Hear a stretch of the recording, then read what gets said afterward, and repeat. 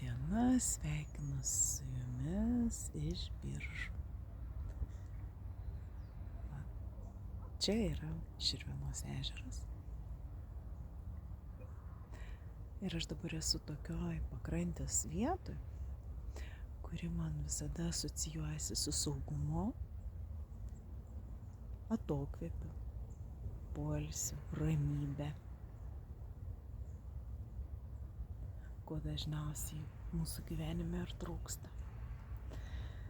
Taigi, noriu pakviesti visus, kuriems ramybės, saugumo šiuo gyvenimo periodu atrodo per mažai, trūksta, pajaučiat, kad negalit susitvarkyti patys vieni su savo emocinė būkle.